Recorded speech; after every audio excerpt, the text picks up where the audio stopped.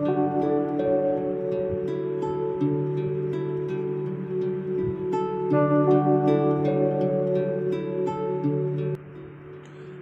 and welcome to Before Exams.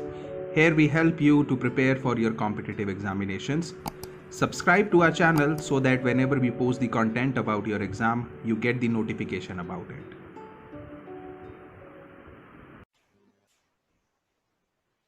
Hello and welcome to this section of IELTS Speaking.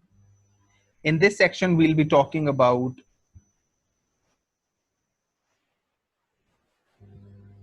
the types of sentences, that what sentences you should use in your IELTS speaking test, what sentences you should not use in your IELTS speaking test, and how can you get the maximum bands by using these kind of sentences.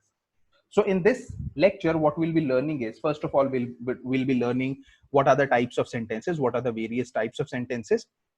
Then we'll learn why you should use complex sentence. And then we'll be talking about the homework exercise. So let's just proceed. Now there are three types of sentences. One is simple sentence, then we have compound sentence, and then we have complex sentence.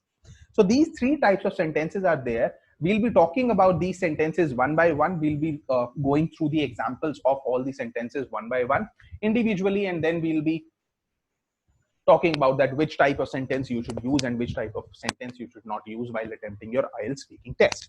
So let's just proceed. First type of sentence is the simple sentence.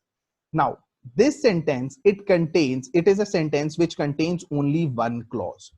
Now, one clause, by one clause, I mean one piece of information. That is, in a simple sentence, there will be only one piece of information. By one piece of information, I'll give you an example and I'll tell you what I mean by one piece of information. So let's say I say, I am riding a bike. So in this sentence, I am riding a bike. I am only conveying one piece of information, that I am riding a bike. So this is a very simple sentence in which I am using only the simple language, and I am only giving one piece of information, which is I am riding a bike. Now, let's look at some examples of simple sentences. Jose waited for the train. So this is a single piece of information that I am conveying in this sentence, which is Jose waited for the train. The train for Jaipur leaves every morning at 10 a.m. In this sentence, I am giving only one information, that there is a train which leaves for Jaipur every morning at 10 a.m. Now, there is a mistake that I have done intentionally in the sentence, in this sentence. I'll give you 5 seconds to figure out what the mistake is. So your time starts now.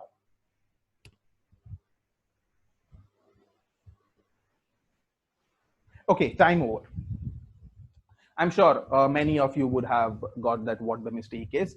For those who were not able to figure out the mistake, now I'll tell you.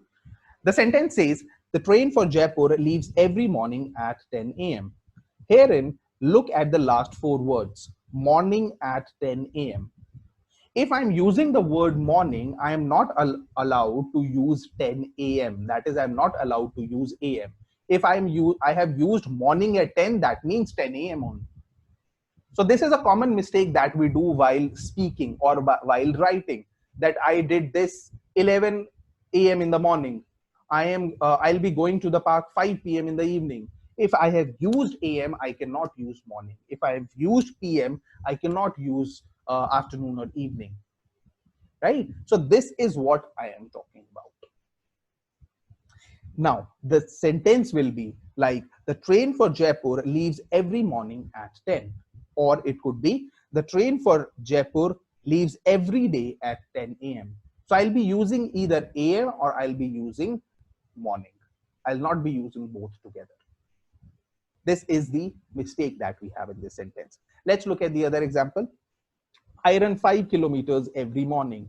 Now, in this sentence also, I'm giving only one piece of information, that I run 5 kilometers every morning. So this is an example of a simple sentence.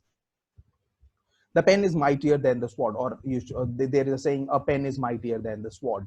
So there is only one piece of information that I am giving in this sentence. So it is a type of simple sentence.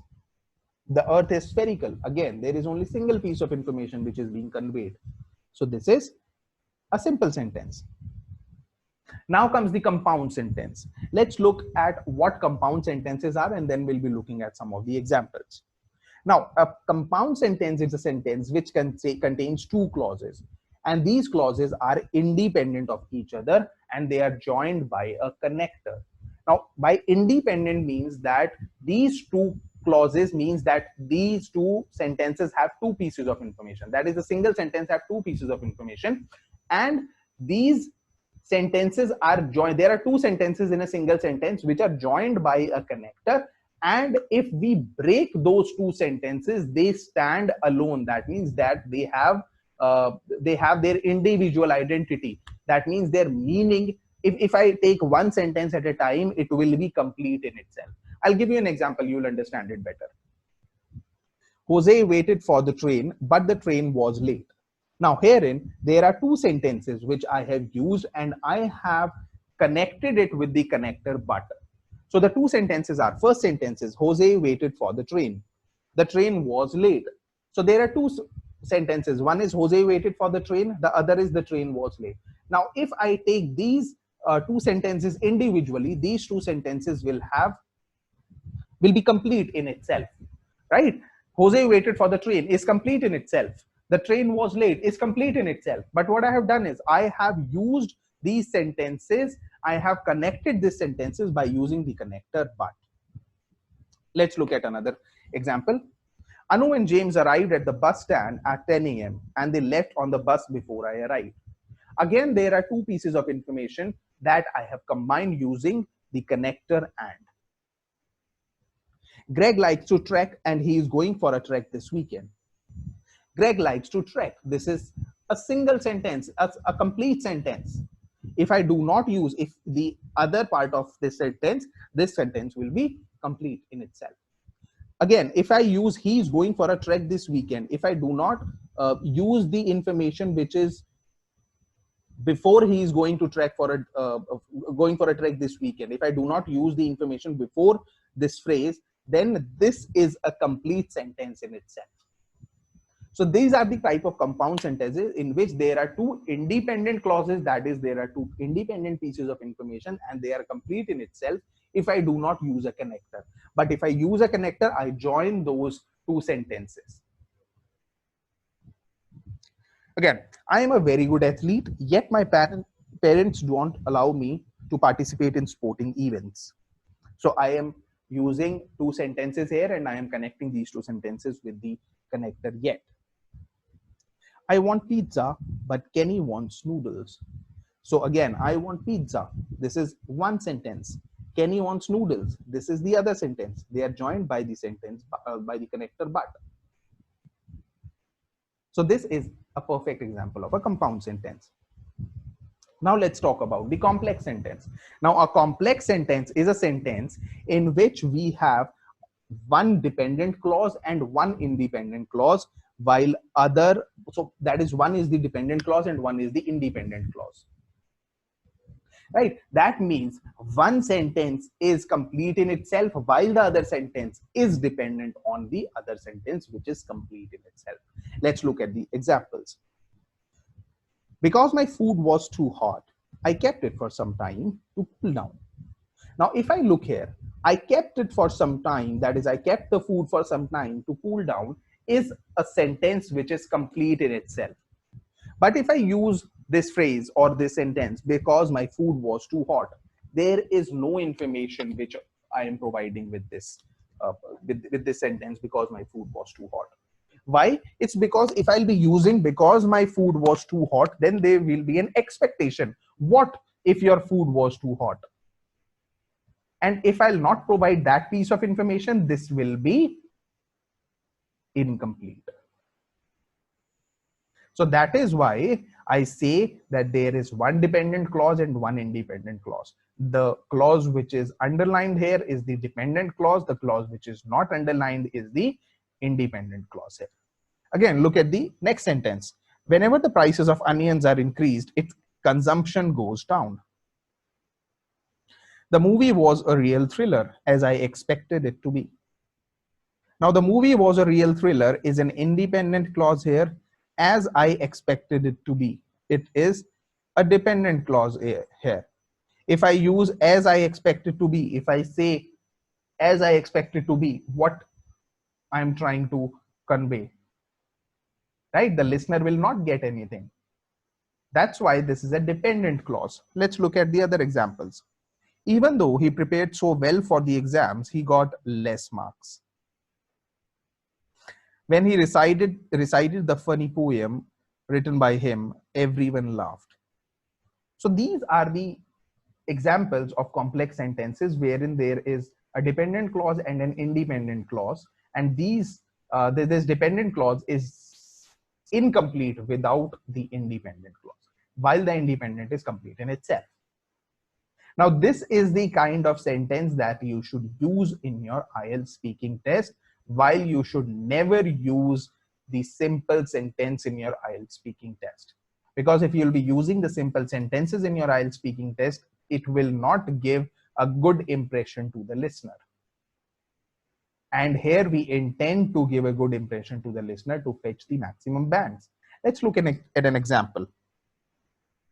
If I use this, our university exams are starting from 1st April. Now, this is one sentence which I have used. The other is, I hope I can get good grades this year. Now, there is no mistake in this. But the thing is, it does not look good, or it does not sound good. It does not sound fancy. Let's just make it more advanced.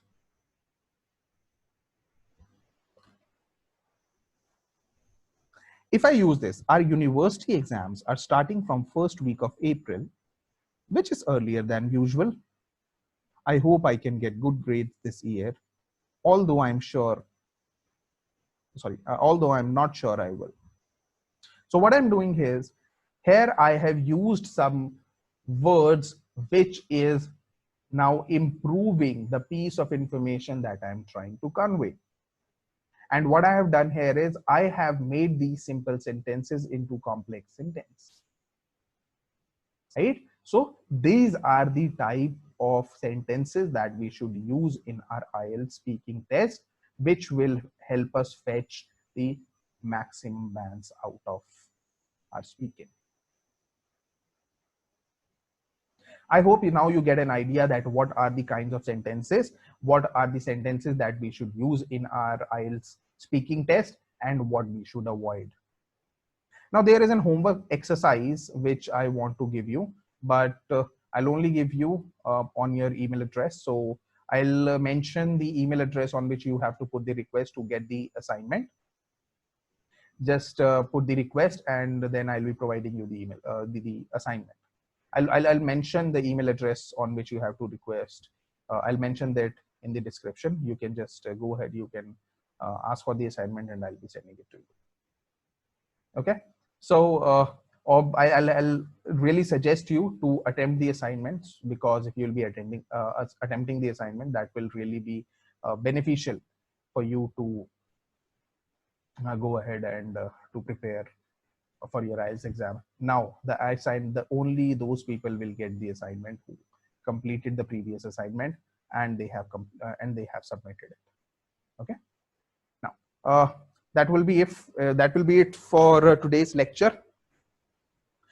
I hope you enjoyed it. You learned a lot from this lecture. Now, I'll be signing off now. Thank you and have a great day. Bye-bye.